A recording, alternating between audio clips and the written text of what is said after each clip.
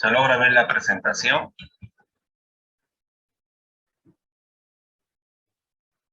Sí, doctor. Ok. Bueno, me voy a disculpar un poco, estoy un poco resfriado.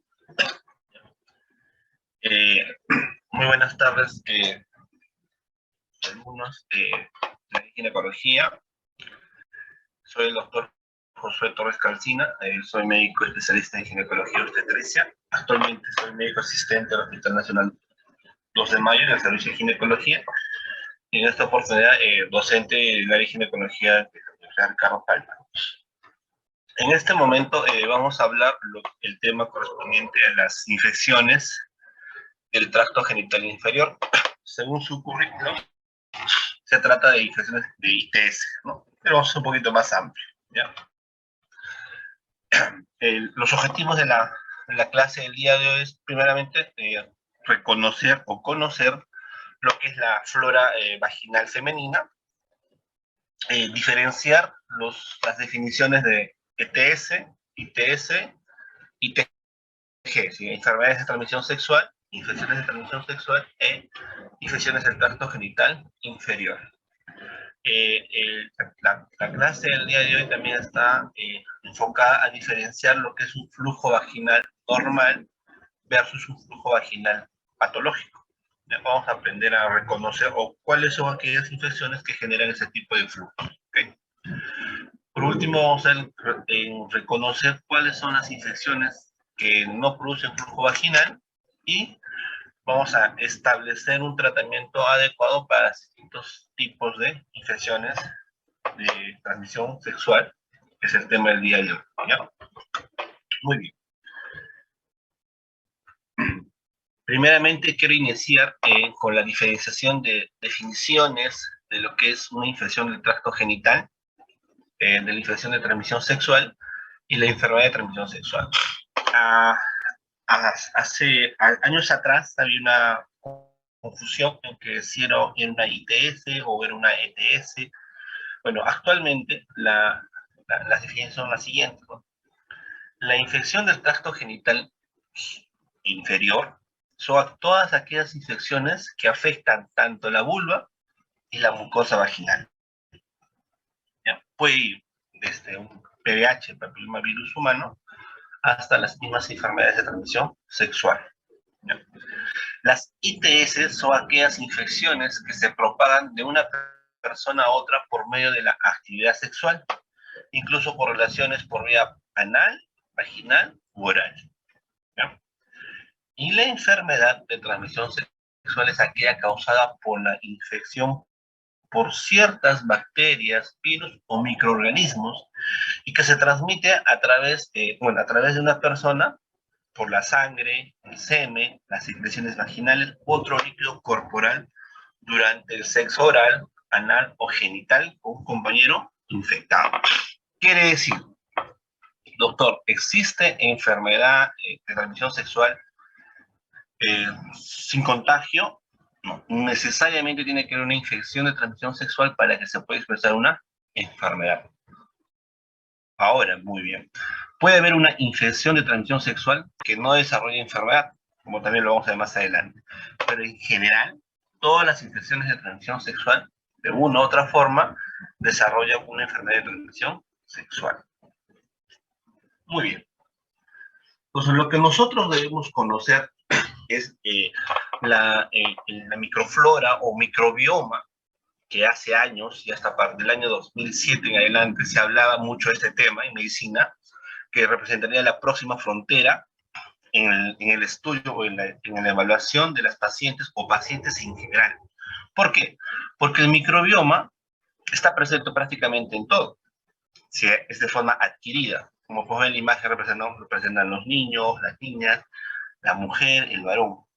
¿Por qué recae su importancia? Porque mucho de la investigación actual se basa en el estudio de la microbioma del ser humano. Debemos recordar que el total de bacterias en el cuerpo humano es más de 10 veces mayor que el número de células humanas. Entonces acá surgen dos preguntas. ¿Qué es la microbioma? La microbioma, en todo caso, es lo que el ser humano lo adquiere, es algo adquirido. El genoma humano es algo hereditario. Pues partiendo de esa premisa, nosotros vamos a analizar en qué consiste la microbioma. Como les mencionaba, ya existían sus estudios hasta el año 2007 en el proyecto de microbioma humana.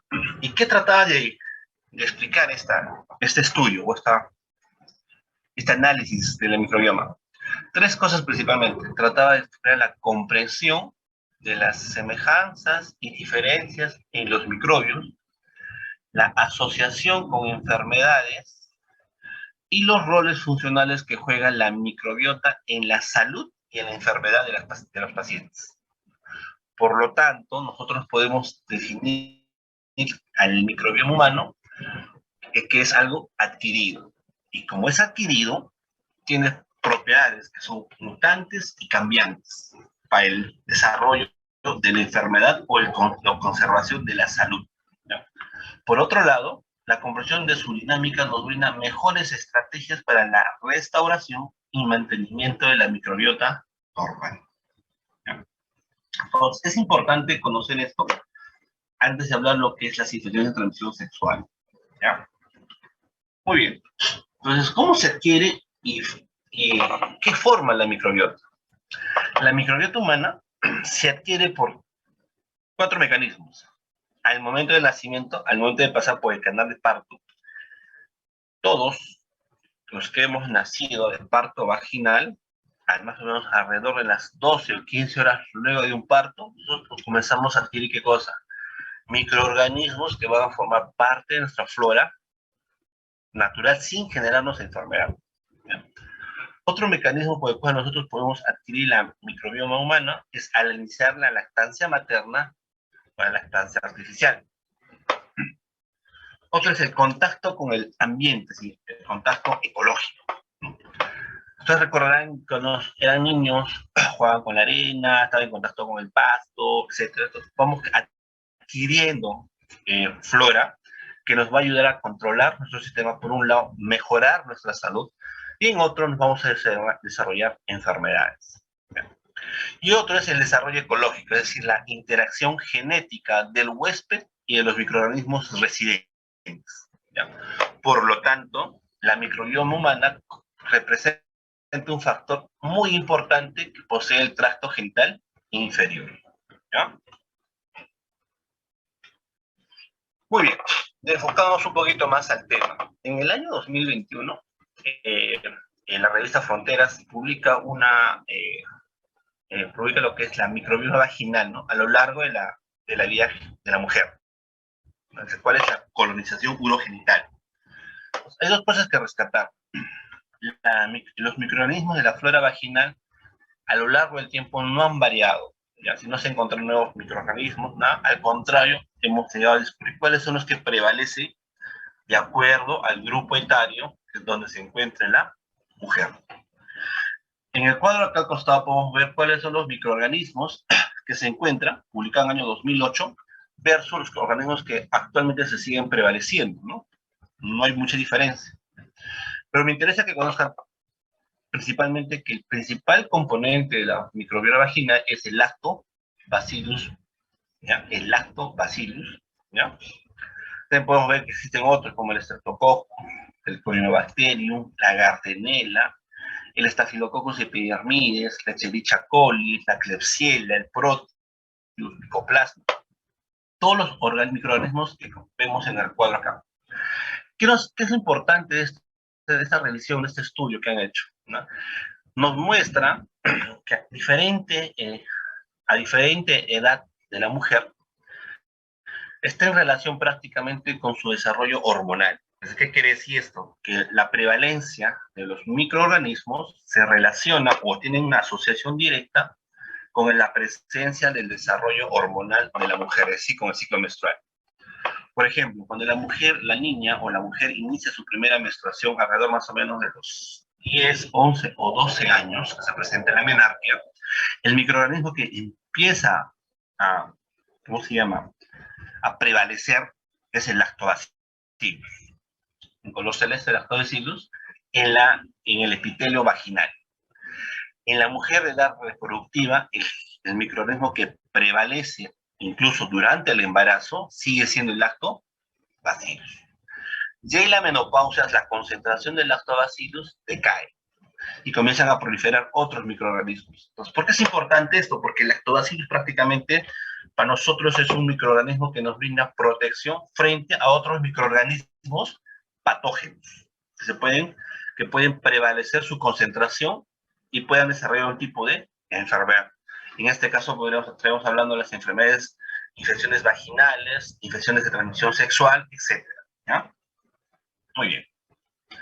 Entonces, como les mencionaba, el agente más importante en este momento es el lactobacillus. ¿Ya?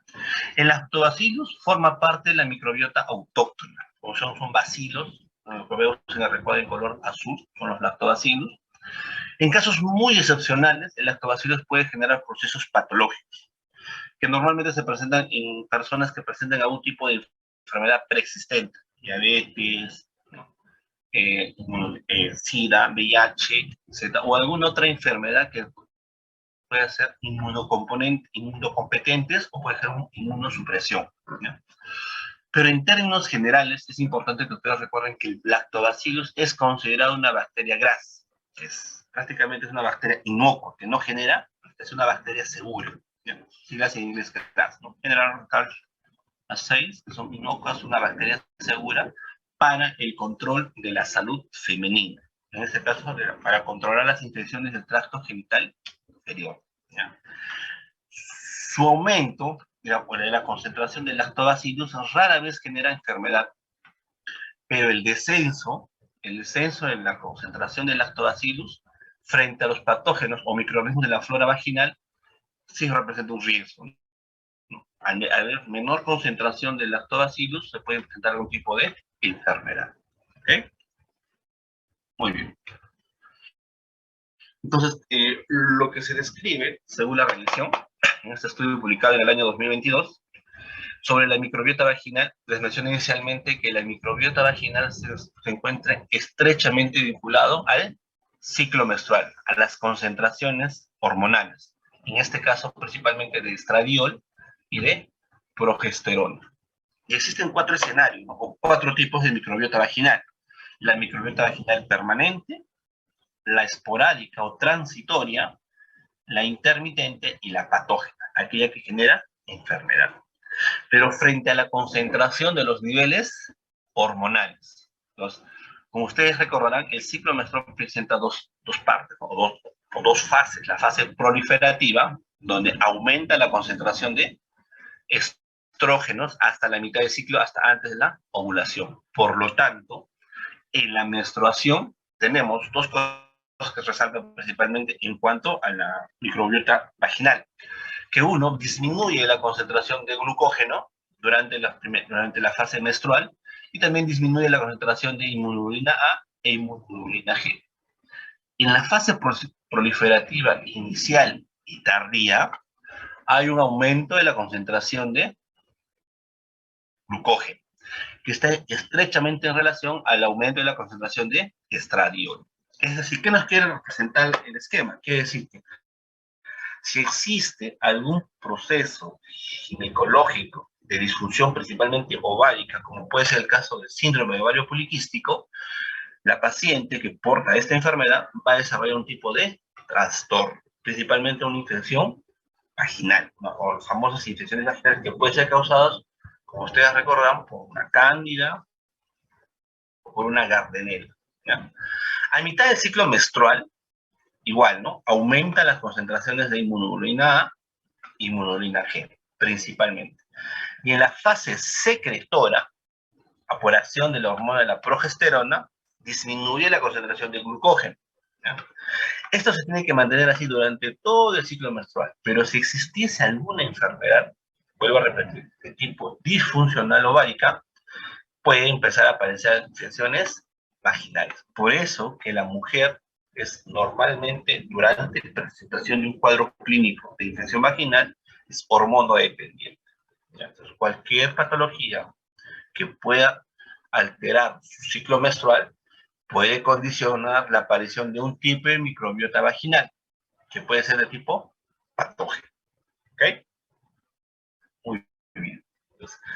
Conociendo esto, nosotros estamos catalogando que la microbiota vaginal de tipo permanente, normalmente son microorganismos, son endógenos, ¿ya? Endógenos, que se recuperan durante todo el ciclo menstrual hasta un 90%. Y entre las microbiota permanentes, los gérmenes que prevalecen son el Lactobacillus spp, el Corynebacterium y la Cándida spp. ¿Por qué es importante conocer esa parte de la microbiota vaginal permanente? Porque ya desde hace varios años atrás existen estudios sobre cuál es la función de los lactobacillus en cuanto al mantenimiento de la salud vaginal, ¿ya? Por eso que actualmente existe, ¿qué cosa? Probióticos que ayuden a restablecer la colonización vaginal. Este estudio publicado el año 2020 sobre la salud o mantenimiento de la salud vaginal, de esta revisión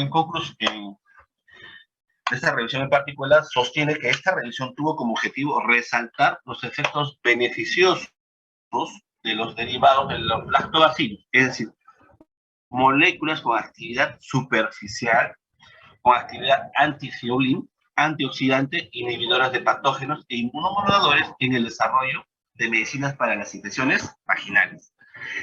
Es aquí, con estos estudios, lo que se propone es usar, ¿qué cosa? Probióticos que restablezcan la flora vaginal. En algunos casos actualmente lo utilizamos. Cuando un paciente, por ejemplo, sometido a cuadros de algún tipo de proceso infeccioso que no sea vaginal, por ejemplo, una neumonía, una tuberculosis o un cuadro de sepsis, se utilizan antibióticos de amplio espectro, los cuales producen un barrido de toda la flora vaginal y empiezan a proliferar otros gérmenes, patógenos o transitorios. Entonces, para evitar esto se utilizan lactobacillus en presentación de probióticos. ¿Ok? Ok. Por otro lado, vamos a conocer que la microbiota transitoria, igual son microorganismos endógenos que solo aparecen en un momento del ciclo menstrual. El principal microorganismo es el ureoplasma ureolítico, que en un 48% suele ser de tipo esporádico, es decir, transitorio, y un 17% permanece de forma permanente. ¿Ok? Muy bien. El otro tenemos la microbiota intermitente, que también son microorganismos endógenos que se recuperan cíclicamente, de acuerdo al ciclo menstrual, la actividad del ciclo menstrual. Los principales gérmenes o microorganismos que tenemos acá son la Gardnerella vaginalis y el Streptococcus del grupo B o Agalactiae. ¿Ok?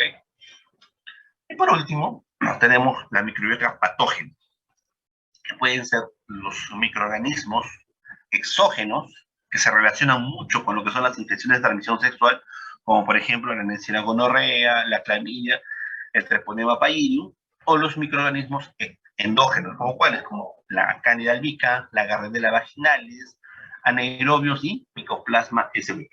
¿Ok? Muy bien.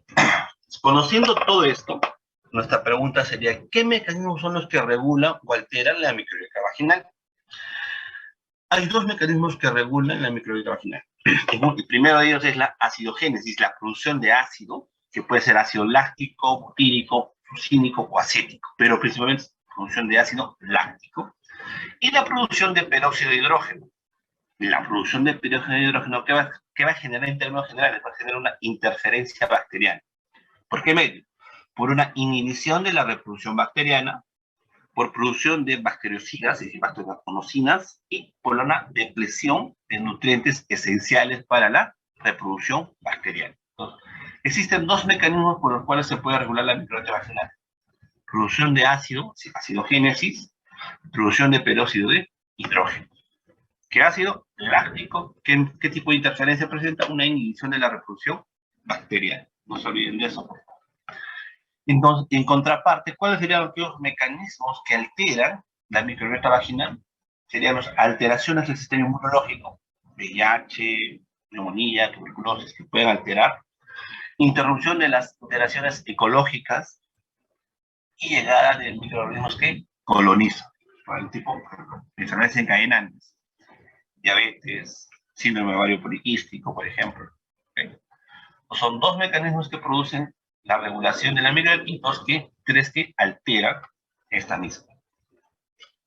Entonces, dicho esto, existe un patrón de estado de salud vaginal de acuerdo con la edad de la mujer. ¿Ya? Como les decía inicialmente, todo esto del cuadro ginecológico en la mujer tiene que ver relacionado mucho con la concentración hormonal, pero principalmente la de los estrógenos. ¿Ya? Y la modulación de la microbiota está en relación, ¿qué cosa? Con el pH vaginal. Cuando hay un bajo nivel de estrógenos, el pH vaginal se vuelve alcalino. Cuando hay un alto nivel de estrógenos, el pH vaginal se vuelve ácido. Entonces nosotros tenemos que diferenciar qué gérmenes o qué microorganismos o qué situaciones pueden alterar el pH vaginal. ¿No? En términos generales, la concentración hormonal en mujeres en extremos de la vida, en niñas y en mujeres menopáusicas, la concentración de hormonas, principalmente estrógenos, es baja. Por lo tanto, la flora que va a prevalecer es polimicrobiana. ¿Okay? Mencionamos inicialmente que alrededor de la pubertad, la menarca, a la gente que modula o hay una mayor concentración son los lactobacilos, asociado a otros germes que están presentes en la flora vaginal. Pero en la edad adulta existe la predominancia de los lactobacilos, que se vuelve más intensa durante la edad, mujer en edad reproductiva prácticamente. En las mujeres embarazadas va a haber presencia de lactobacilos, gran concentración, y durante la menstruación hay una predominación de los lactobacilos. Entonces tenemos que tratar de no el pH vaginal en la mujer, en términos generales, es un pH ácido, que más o menos va entre 3.5 a 4.2 más o menos, ¿no? Aproximadamente según la literatura que se puede revisar. Muy bien. Entonces la pregunta surge acá, ¿cuáles son aquellos factores que alteran el pH vaginal de forma endógena? Son todos estos que aparecen acá.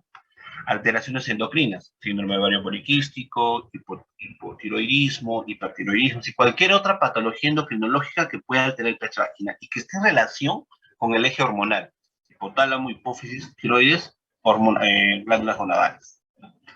La menstruación es otro, que altera el pH vaginal. La menopausia también altera el pH vaginal, porque hay poca concentración durante la menopausia, hay poca concentración de estrógenos, por lo tanto el pH se vuelve alcalino. Y también se asocia a la presencia de diabetes, embarazo, enfermedades degenerativas e inmunodeficiencia. Entonces son 7 factores que alteran el pH vaginal de forma endógena. Por lo tanto, existen otros factores que alteran el pH vaginal de forma exógena. Uso de antibióticos de forma discriminada, antirretrovirales, antiinflamatorios, uso de corticoides, malas técnicas de higiene, uso de cuerpos extraños, relaciones sexuales frecuentes. Las relaciones sexuales frecuentes alteran el pH vaginal de forma exógena. ¿Ya? El uso de espermicidas, diafragmas o el DIU, dispositivos intrauterinos, el uso de tampones, el uso de óvulos pueden alterar el pH vaginal de forma exógena. Entonces, conociendo todo esto de la microbiota, cómo funciona el ciclo menstrual, cómo es el efecto del ciclo menstrual en la aparición o predominancia de ciertos microorganismos en la microbiota vaginal, existen las famosas infecciones del tracto genital inferior, ¿ya? Las cuales pueden ser endógenas o pueden ser exógenas, principalmente aquellas ITS. Las infecciones endógenas principalmente vemos que existen 3 tipos de preferencia, ¿no? La candidiasis vulvovaginal, la vaginosis bacteriana, por medio de su complejo GAM, que es predominantemente la Gardnerella vaginalis, anaerobios, mobilus y micoplasma. El complejo GAM está principalmente relacionado con la vaginosis bacteriana. Y a la cabeza va la Gardnerella vaginal. No se olviden de eso, ¿no? Y la vaginitis causada por Streptococcus del grupo B o Agalactiae. Frente a las exógenas, la más representativa que está dentro del cuadro de infección del tracto genital inferior, tenemos la tricomoniasis, acá por su germen presente, el microorganismo de la tricomona vaginalis, la clamidia trachomatis, el linfogranuloma venéreo, o la clamidia, los serotipos L1, L2, L3, la gonorrea, por la Neisseria gonorreae, el granuloma inguinal por el Calinobacterium granulomatis, La sífilis por el Treponema pallidum, el chancro blando por el Haemophilus ducreyi, y también a todas aquellas infecciones virales, como el herpes, el papilomavirus humano, el molusco, etc. Entonces, todas estas infecciones exógenas son consideradas como infecciones de transmisión sexual. Todas estas, cuando hay una predominancia o en su mayoría desarrollan una enfermedad de transmisión sexual o una enfermedad venérea. ¿Ok? Por lo tanto, todas las infecciones exógenas, el tratamiento también es para la pareja. Muy bien. Entonces, ahora vamos a desarrollar cada una de ellas para que su entendimiento. ¿No? Lo que nosotros tenemos que entender es que de todas las infecciones del tracto genital, siendo tanto endógenas como exógenas, generan flujo vaginal. Nosotros, la pregunta es cómo nosotros manejamos el flujo vaginal, cómo hacemos un correcto diagnóstico del flujo vaginal. Primeramente tenemos que entender que el flujo vaginal puede ser de dos tipos, el normal, el fisiológico, y el patológico, el normal. Y todo esto en relación a qué cosa? A la concentración o presencia de lactobacillus y al pH vaginal. Por lo tanto, un flujo vaginal normal va a haber una buena concentración de lactobacillus y el pH vaginal va a ser ácido. Un flujo vaginal anormal, hay baja concentración de lactobacillus y el pH vaginal va a ser alcalino. Entonces, nuestra pregunta es, ¿cómo nosotros debemos orientar el diagnóstico de un flujo vaginal? Primeramente, lo que tenemos que hacer es hacer una buena historia clínica, hacer una buena anamnesis preguntando factores de riesgo, características del flujo, etc. Realizar una evaluación colpocitológica del tracto genital inferior de ser el caso necesario. ¿Ya? Y otro es determinar las características del flujo vaginal. Cuando nosotros determinamos las características del flujo vaginal, vamos a encontrar tres cosas principalmente. Tenemos que realizar qué cosa. Una medición del pH vaginal. Tenemos que ver si el pH vaginal es ácido o alcalino. Y para eso podemos utilizar algunas tiras reactivas que nos pueden, de acuerdo a la coloración, tiras reactivas de papel de tornasol, que nos pueden ayudar a orientarnos qué tipo de pH tiene la paciente. ¿Ya? Número dos, la evaluación del test de amina de Coach al 10% y la visualización mediante un microscopio con suero fisiológico para ver qué tipo de germen está presente en este flujo vaginal. ¿Ya? Entonces, tres cosas y evaluamos tres características del flujo vaginal. Medición del pH, presencia o no de presencia de realización del test de COVAS, de test de aminas, por medio del KOH y de examen microscópico del flujo al consuelo fisiológico al 0.9%. ¿Okay? Muy bien. Doctor, ¿es normal tener flujo vaginal? La pregunta, ¿no? Muchos pacientes vienen a la consulta ginecológica porque tienen un flujo vaginal. Y sí, y la verdad es que sí. Las pacientes mujeres presentan un flujo vaginal fisiológico, una leucorrea fisiológica. La leucorrea fisiológica, así como lo ven en la imagen, es un flujo amarillento o blanquecino de aspecto mucoso. ¿Ya? Clínicamente la paciente no debería presentar o no presenta ni prurito, ni ardor, ni dolor, ni dispareunia, irritación o eritema. Prácticamente está asintomática. Y normal, la leucorrea fisiológica está inducido por los niveles estrogénicos durante el ciclo menstrual. Por lo tanto, no es un cuadro patológico. Sí, la pregunta es si ¿no? las mujeres pueden tener flujo vaginal fisiológico. Sí, deben tener. ¿Ya? Pero ahora viene la leucorrea patológica, ¿no? Y uno de los cuadros que ustedes van a ver que se presenta con relativa frecuencia, principalmente en mujeres postmenopáusicas o durante la menopausia, es la famosa patología denominada vaginitis inflamatoria descamativa. ¿Ya? Esta vaginitis inflamatoria descamativa no está generado algún agente etiológico en particular, ¿ya? Pero se relaciona, como le mencionó, con cuadros de un flujo vaginal de carácter purulento, que puede ser amarillo verdoso, ardor o irritación vulvovaginal, ¿ya? Y dispareunia, ¿ya? Por otro lado, la etiología de esta afección no está clara, ¿ya? Pero es compatible con ¿qué? Con la pérdida de la flora vaginal normal y un aumento de la inflamación, aumento de leucocitosis y un aumento de las células inmaduras parabasales. Recuerden que Esta patología de vaginitis inflamatoria descamativa se presenta principalmente durante la perimenopausia, pero con mayor frecuencia en la posmenopausia. Hay que saber reconocerlo, ¿ya? Normalmente son mujeres entre 40 y 50 años que vienen presentando un flujo que menciona que a veces no responde al tratamiento médico planteado para otras patologías, ¿ya? Que también generan vaginitis, ¿ya? Y por lo tanto el tratamiento de esta patología de la vaginitis inflamatoria descamativa es usando primeramente un tratamiento para gérmenes como anaerobios, como la clindamicina, una concentración al 2% intravaginal por 2 a 4 semanas. Durante un mes se tiene que aplicarse todas las noches al paciente vía vaginal. O si esta clindamicina no funciona como primera línea de acción, utilizamos corticoides, en este caso una hidrocortisona al 1% en crema intravaginal por 3 semanas. Si responde al cuadro clínico, normalmente es una paciente, una vaginitis inflamatoria descamativa. ¿Ok?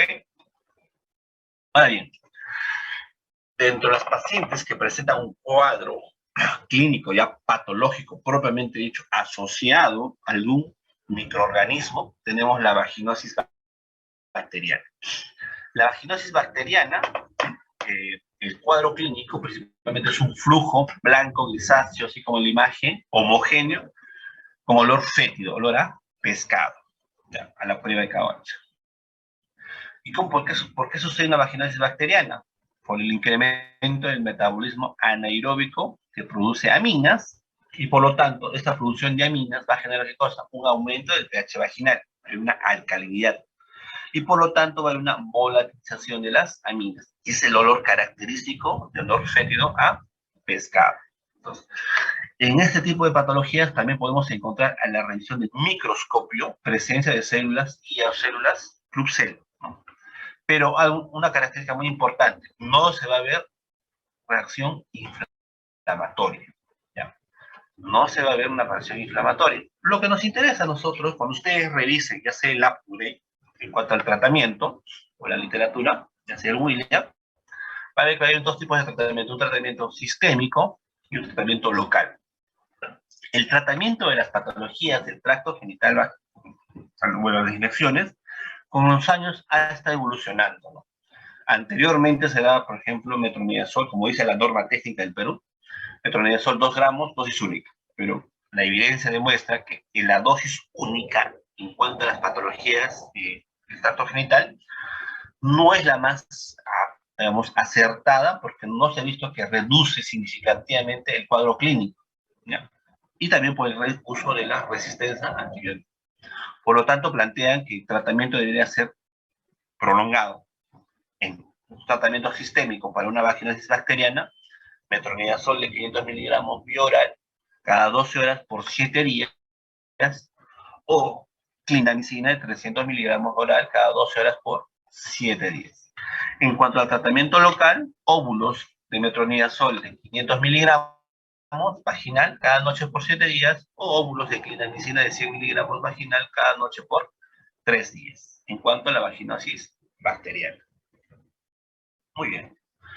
Otro tenemos la candidiasis vulvovaginal o cándida, ¿ya? El cuadro clínico de la cándida es aquel flujo blanco grumoso, tipo como leche cortada, así como la imagen la ve, ¿no? Adherido a la pared vaginal y al cuello uterino. Presenta un intenso prurito vaginal.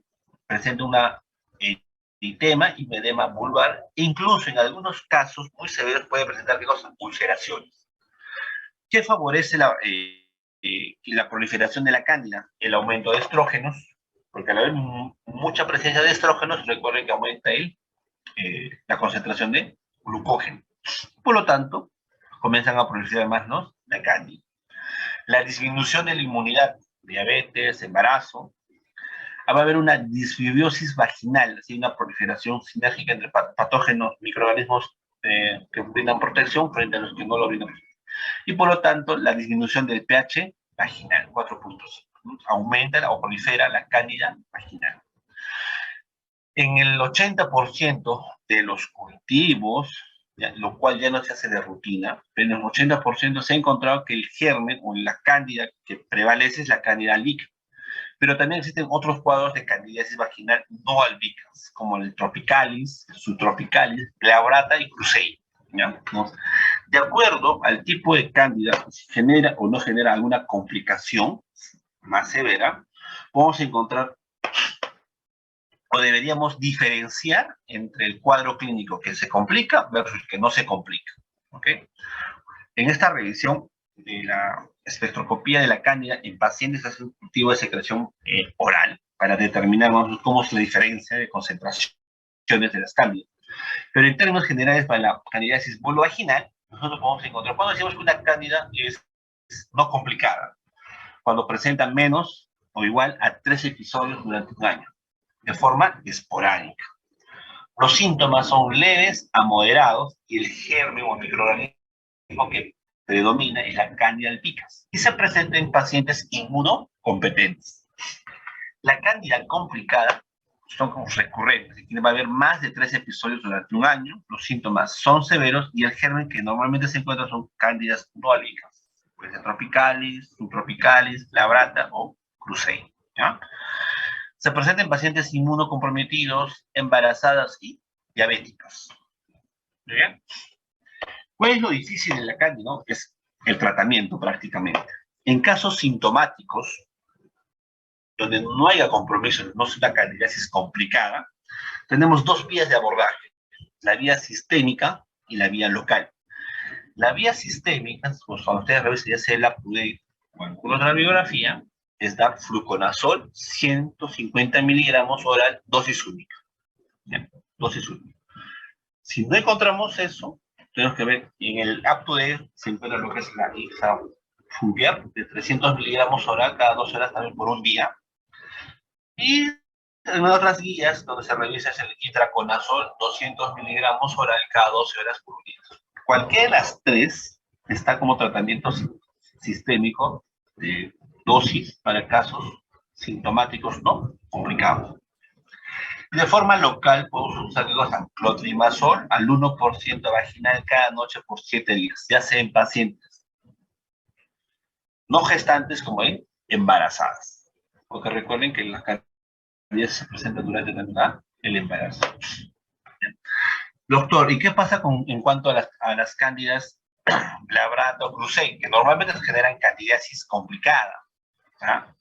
Entonces, normalmente se puede dar ácido bórico vía vaginal 600 miligramos diarios durante 14 días, y si es una cándida cruzei, clotrimazol o miquinazol vía vaginal de 7 a 14 días. En casos muy excepcionales, si ustedes revisan la literatura van a encontrar el uso de la violeta egenciana, pero son para casos muy específicos, ¿no? Principalmente para cuadros de cándida no albicans, ya sea glabrata o cruzei, se puede utilizar violeta egenciana al 1% vía vaginal una vez cada semana por 3 dosis. Cuando nosotros encontramos un tipo de resistencia al tratamiento planteado por vía sistémica o por vía local. Puede ser una alternativa en este caso. ¿Okay? En cuanto a la candidiasis complicada, el tratamiento se debe prolongar por lo menos hasta 6 meses. ¿Ya? Podemos dar una dosis de ataque vía sistémica de fluconazol 150 miligramos oral cada 72 horas por 3 dosis máxima, y luego una dosis de mantenimiento una vez por semana hasta completar los 6 meses. Y eso va a depender mucho del tratamiento de continuidad a 6 meses, de cómo la paciente responde al tratamiento médico. Algunos pacientes responden más o menos alrededor de las 12 semanas. Si el tercer mes responde muy bien, ya no tiene cuadro clínico, se retira el medicamento y la paciente hace su vida con relativa normalidad. Y otra alternativa por vía sistémica está el itraconazol a 400 miligramos vía oral cada mes, 6 dosis como mínimo, ¿no? Y de forma local también tenemos el clotrimazol por 14 días vía vaginal, y de mantenimiento un óvulo de 100 miligramos una vez cada semana hasta completar los 6 meses o hasta que remitan los síntomas de candidiasis. También se puede usar nistatinas, 100.000 unidades internacionales vía vaginal cada noche por 14 días. Lo mismo que el cuadro anterior, para candidiasis no albicans, que sea glabrata o cruzei, puede usar ácido bórico o clotrimazol y miconazol. Doctor, Dime. Una consulta. ¿Ok? El ácido bórico, vía intravaginal, ¿es con cápsulas? O tiene el mismo efecto de cuando es líquido, si no me equivoco? O sea, ¿no le va No, a causar el ácido molestias a la bórico, paciente? la presentación puede ser en óvulos, pero normalmente las dan en fórmulas magistrales, ya, que Ajá, normalmente están en cremas. Entonces lo puedes usar vía vaginal cada noche por 14 días. Eso normalmente lo utilizamos cuando, por ejemplo, la paciente no responde al tratamiento médico convencional, al que está planteado en la guía o en la revisión, en este caso en la UPTUDAY, las guías o la normativa que nosotros tenemos en el Perú. Cuando no responde en ese caso, tenemos que aplicar fórmulas magistrales. En este caso, una de ellas es el ácido bórico. Entonces, yo cuando sospecharía que yo tuviese una cándida gravata, por ejemplo, te doy tratamiento durante un mes y veo que la paciente sigue con los síntomas. Ahí puedo decir, esta paciente es una cándida no albicans. Y apertura el esquema para el manejo de la cándida no albicans. Tengo que pensar, o es la rata, que es lo que normalmente se presenta con mayor frecuencia, entonces empiezo a usar ácido bórico. Y la paciente responde a los 14 días, ¿no? Y si eso no respondiese, utilizamos violeta de genciano. En mi experiencia, yo he tenido hasta el día de hoy, en mis casi 10 años de ginecólogo, 5 casos, que se muy reciente de tratamiento, y hemos utilizado todo lo que está en la vanguardia, ¿no? Todo lo que sea las guías clínicas, algunos de los últimos estudios, el uso de fluconazol, itraconazol, etcétera. Y al final respondieron bien con la violeta genciana, ¿no? Durante 3 semanas, incluso yo lo he llegado a prolongar hasta 2 meses. Pasadas las 3 semanas, pues una vez cada 2 semanas, las pacientes al día de hoy han ido muy bien. Obviamente eran pacientes diabéticas y con sobrepeso, obesidad. A eso sí, van a tener cuidado, no van a tomar el ácido bórico, eso es letal, ¿ya? Pero sí, como tú dices, la pregunta es clara, ¿no? El ácido bórico son fórmulas magistrales, ¿sí? Te dan la orden, preparé un laboratorio y tú te lo colocas ya. ¿Cuál es mejor, el óvulo o la crema? Recomiendo el uso de la crema, ¿ya? Es más, las pacientes más rápidamente se adhieren al tratamiento, ¿ya? Y obviamente el resultado o el manejo de continuar o no va a depender mucho de cómo la paciente muestre su grado de satisfacción. ¿Ok? ¿Todo claro? Sí, doctor. En ese Ok. caso, ¿el ácido bórico no causa lesiones o dolor en la paciente? No, no. Ah, Si está con la dosis de 100 miligramos, no. Lo que sí es evitar tratar de consumir. Algunas pacientes han manifestado un tipo de irritación, ¿ya? Incluso, según la revisión en el PADPET, sale, ¿no? Disparé un asociado al uso de ácido bórico, digamos, mayor a 14 días. Sí, sí se ha encontrado, ¿no? Pero no como dolor propio, sino más que todo durante el acto sexual, ¿ya? Y normalmente se refiere a que hay un grado de resequedad vaginal, ¿no? Y eso genera dispareunia. Entonces, hay que ver si cada paciente es única, ¿ya? Y cuando hablamos de candidiasis es un poco complicado el manejo, porque a veces tratar de prolongar hasta 6 meses el tratamiento si la paciente muestra un tipo de resequedad vaginal. gracias, doctor. Ok, entonces continuando. Entonces tenemos que diferenciar entre la cándida no complicada y la complicada. Y el tratamiento en la mayoría de los casos llega a ser hasta 6 meses, ¿ya?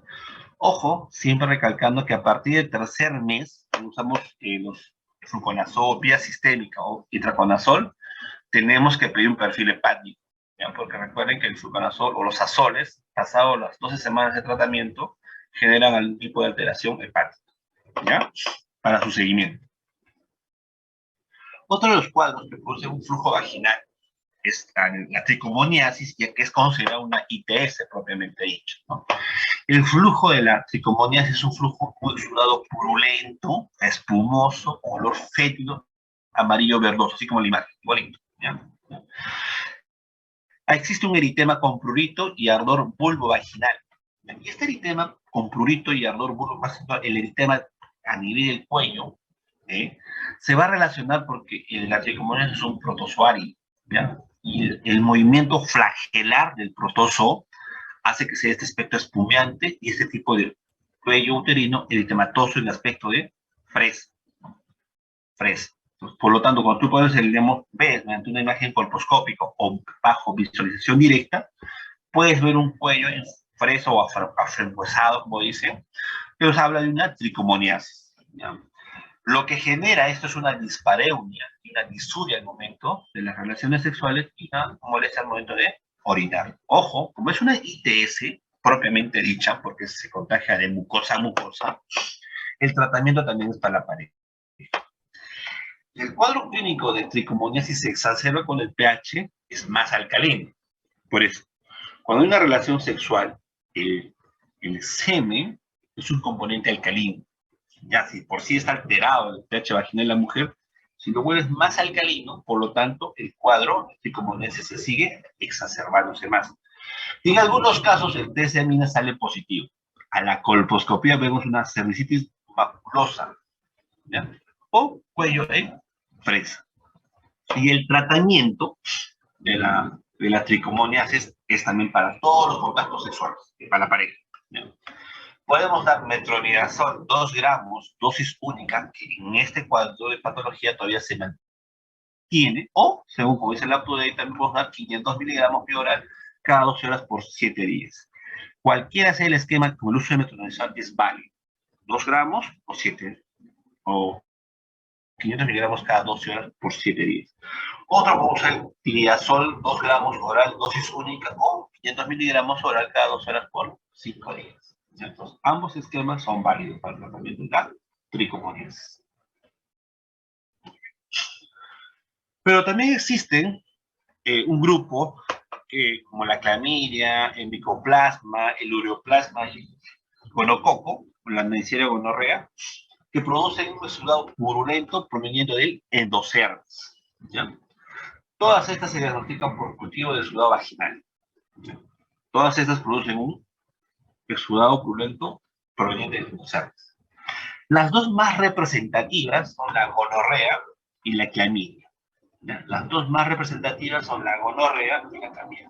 Y también son enfermedades de transmisión, que son unas ITS, son infecciones de transmisión sexual que generan enfermedad. Porque muchas veces van a encontrar pacientes con una subcultiva de circulación vaginal y sale clamidia positivo, pero no tiene síntomas. Es una paciente portadora, es una infección de transmisión sexual. Cuando ya genera síntomas a la paciente o a la pareja, por qué motivo, entonces se vuelve una enfermedad de transmisión sexual, una enfermedad endémica.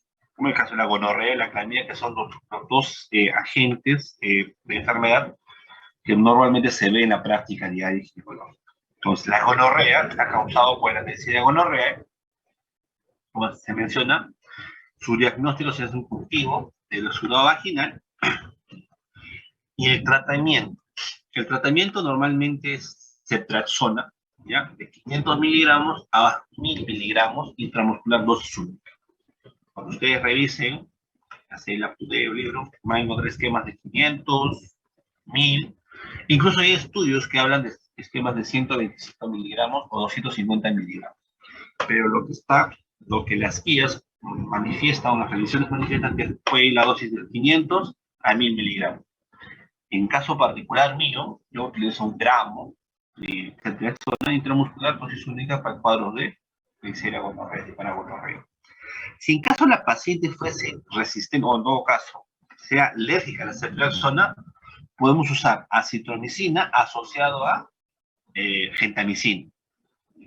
Gentamicina 240 miligramos intramuscular, ¿sí? Más acitromicina 2 gramos oral dosis única, ¿sí? En cuanto a la clamidia, el micoplasma y el uroplasma, los agentes son la clamidia trachomatis, el molusco, micoplasma gental o minis, o el uriolítico en el caso del uroplasma. El tratamiento para estas tres es similar. Es doxiciclina, 100 miligramos oral cada 12 horas o 200 miligramos oral cada 24 horas por 7 días. ¿Cuál es la diferencia entre utilizar 100 o 200? La de 200 es liberación prolongada, ¿ya? El diferencia es el costo, es un poco más caro, ¿ya? Igual, ¿no?, que el cuadro anterior. Si tuviésemos algún tipo de alergia o si la paciente que tenga clamidia es gestante, tendremos que darle un macrolide, en este caso acitromicina 1 gramo oral dosis única. Y en pacientes que sean alérgicas a la doxiciclina o el embarazo, se tiene que dar acitromicina oral dosis única. En cuanto a clamidia, ¿ya? ¿Cuál es el riesgo de estas patologías? De la clamidia, el gonococo, micoplasma, uroplasma. Es el alto riesgo de sus complicaciones, que existen principalmente dos, ¿no? La enfermedad pélvica inflamatoria y la secuela de esta, que genera una infertilidad o esterilidad. Entonces, Si tuviese un cuadro clínico, nos pueden preguntar cuál sería el factor o la complicación o la secuela más probable en cuanto a estos tipos de gérmenes que pueden salir, es la EPI, y un cuadro agudo, y un cuadro prolongado altera su fertilidad, que puede ser esta infertilidad por un factor tubárico o esterilidad por un factor tubárico. Y ambos, cualquiera de los cuadros, pues una ITS, el tratamiento también va dirigido a la pareja. Doctor, ¿y el tratamiento es diferente? No, es el mismo, tanto para la paciente que porta la enfermedad como para la pareja. Se hace Ceftriaxona en caso de gonorrea o clamidia, en el caso de clamidia, plasma o bioplasma. Muy bien. Pero también existen infecciones que no producen flujo vaginal. ¿Como cuáles? Como la sífilis, el chancro, el granuloma, el linfoanguloma venéreo, el herpes, el papillomavirus humano y el molusco contagioso. Son infecciones, son ITS, infecciones de transmisión sexual, que no producen flujo vaginal. ¿Ya? Entonces el cuadro nos representa todo el sistema. Los 4 primeros son bacterianos y los 3 últimos son virales. ¿Ya? Y obviamente el manejo es... me imagino que cuando hablen el tema de lesiones precancerosas o VIH, en oncología van a tratar más a profundidad lo que es el papillomavirus humano. Porque yo les voy a dar un cuadro más resumido, yo creo que nos debería enfocar. Primeramente, la sífilis, el ginecólogo trata solamente la sífilis primaria y la sífilis secundaria. Ustedes saben, el agente causante de la sífilis es el treponema pallidum. Su periodo de incubación más o menos va desde 10 hasta 90 días, ¿ya? Con una media más o menos de 21 días, es lo que dice la revisión. Entonces, yo puedo tener un contacto de sífilis y mi primera aparición puede pasar después de 3 meses, claro que sí, ¿ya? O después de 2 semanas o a la tercera semana. En cuanto a la sífilis primaria, lo que tenemos que ver, como se ve en la imagen, es una úlcera indurada, indurada que sí que no hay dolor, ¿ya? De bordes netos y fondo limpio, que se resuelve espontáneamente. Pues, la sífilis primaria es una úlcera indurada, de bordes netos, fondo limpio y que se resuelve espontáneamente. Como no genera dolor, muchos pacientes, incluso pacientes varones, no acuden al médico para hacer su tratamiento. La sífilis secundaria ya es un condiloma plano, no es una condilomatosis producido por VIH, es un condiloma plano que genera lesiones cutáneas o mucosas. Pues, normalmente se ve en la planta, en la palma de las manos, o en la cavidad oral, o en el caso de la mujer, en la vulva o en el introito vaginal. ¿Ya? ¿Cómo hacemos el diagnóstico de la sífilis? Bueno, existen 3 formas, ¿no? Campo oscuro, con fluorescencia, podemos ver, o pruebas treponémicas o no treponémicas. Las pruebas treponémicas son pruebas específicas, como el FTA absorbente o el TPH, ¿ah? O las no treponémicas son específicas, como el VDRL o el RPL. Cuando nosotros estamos frente a un cuadro de sífilis, siempre debemos pedir tanto pruebas no treponémicas para hacer el diagnóstico rápido, salen rápidas pruebas, y luego confirmadas con una prueba específica. Pero para hacer el seguimiento de la paciente, siempre utilizamos pruebas no treponémicas. En caso del Perú, utilizamos la prueba RPR, la prueba rápida. Pero según las guías o las normas, podemos usar el BDR, es decir, el BDRL para hacer el seguimiento de la sífilis. Lo que nos interesa, ¿qué es el tratamiento? Utilizamos una penicilina benzatínica de 2.4 millones de unidades intramuscular una vez, una sola única vez. Acá no le he puesto, pero anote, en caso de gestantes se utiliza 3 dosis, 7.2 millones, ¿ya? Tratamientos alternativos, tenemos la doxiciclina de 100 miligramos por vía oral 2 veces al día durante 14 días, o Ceftriaxona 1 gramo diario intramuscular o endovenoso durante 10 a 14 días. Tratamiento para la sífilis. El examen clínico de las pruebas serológicas no treponémicas se debe hacer para el seguimiento de la sífilis. Normalmente se hace a los 6 meses, 12 meses y 2 años. Doctor, ¿una paciente puede hacer tratamiento completo y puede salir su prueba no treponémica positiva? Sí, puede salir. ¿Ya? No se van a preocupar en ese aspecto. Pero no solamente depende de la prueba treponémica, sino es una elaboración clínica, si tiene algún tipo de lesiones. Otra de las patologías tenemos el chancro blando o chancroide, que es causado por el Haemophilus ducreyi, ¿ya? El periodo de incubación es más o menos de 3 a 5 días. A diferencia de la sífilis, el chancro blando es una úlcera necrótica dolorosa, con fondo oscuro. Úlcera necrótica dolorosa con fondo oscuro. El tratamiento es acitromicina, 1 gramo oral, dosis única. También se da a la pareja, siempre. El otro tenemos el granuloma inguinal o donovanosis, causado por el Calinobacterium granulomatis, igual que el anterior, es una pápula dolorosa con fluentes que se ulceran, que son heridas, ulceran. En algunos casos puede llegar a producir linfedema, ¿ya?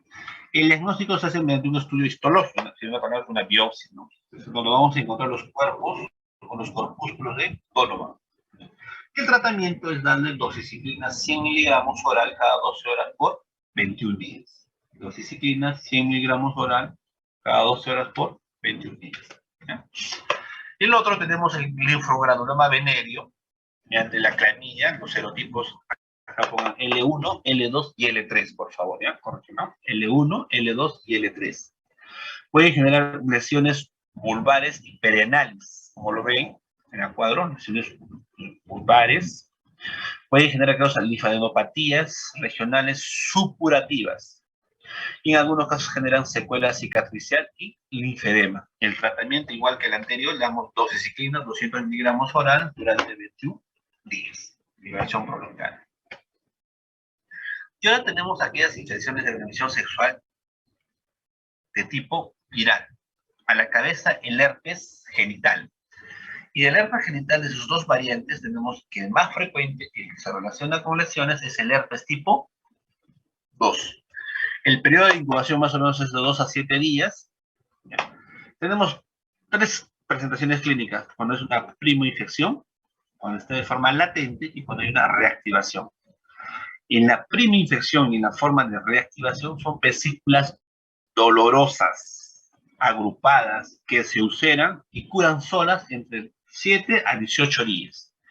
Normalmente se acompaña de fiebre, cefalea y adenopatías en la primoinfección.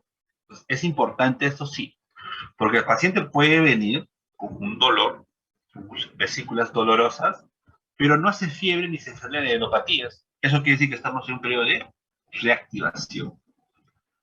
No se olviden de eso. Cuidado que veo un caso clínico donde este paciente presenta cuadros dolorosos, pero no te habla nada de fiebre, cefalea. ¿Qué presentación clínica es? Reactivación. ¿Okay?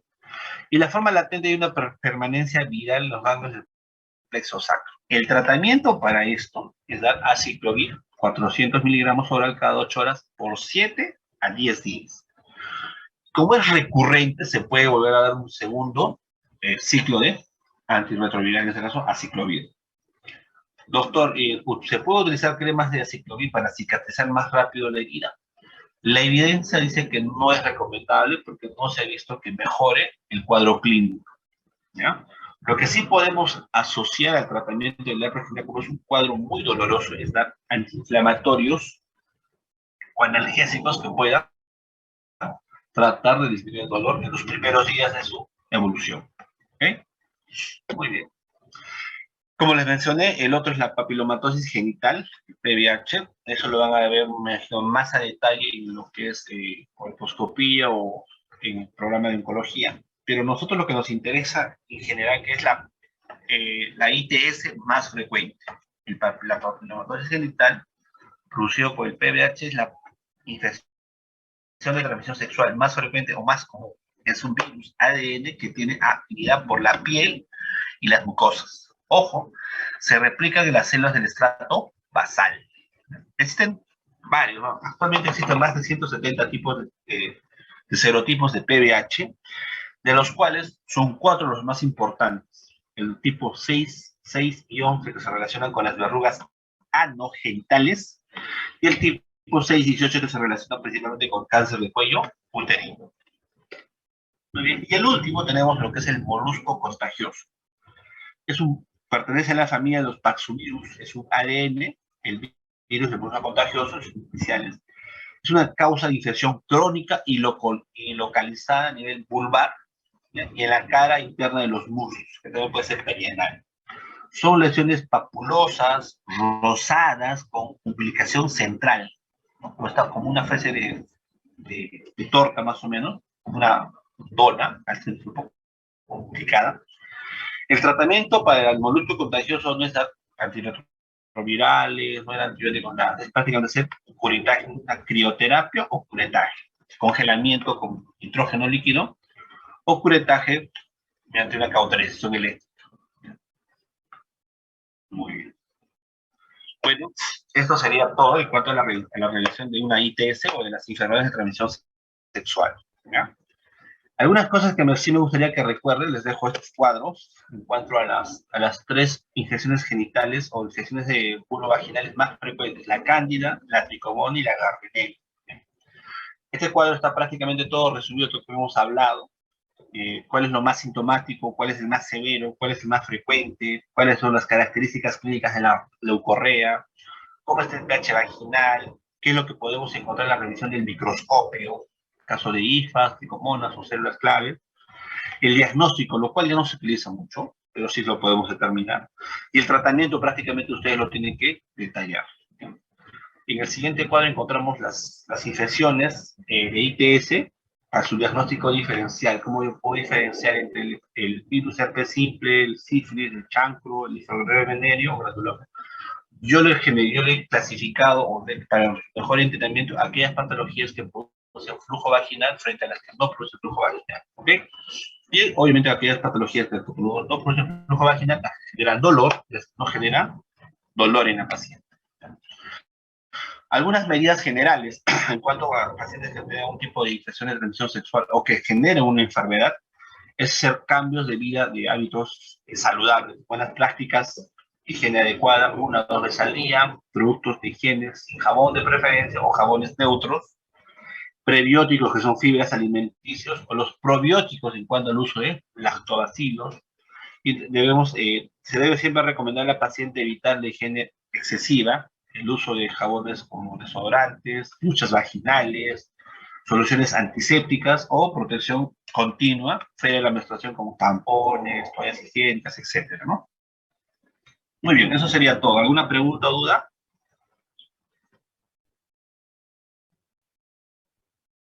¿Todo claro?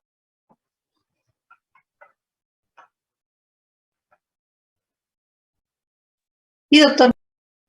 Muy bien, chicos. Entonces, la clase del día de hoy espero que haya sido lo más comprensible. De verdad es un tema muy amplio. Le he dado lo que deben conocer para el manejo y diagnóstico de las patologías del tracto genital inferior. Bueno, conmigo será hasta otra oportunidad. Gracias por su atención. Cuídense. Gracias, doctor. Hasta luego. Gracias, doctor. Gracias, doctor.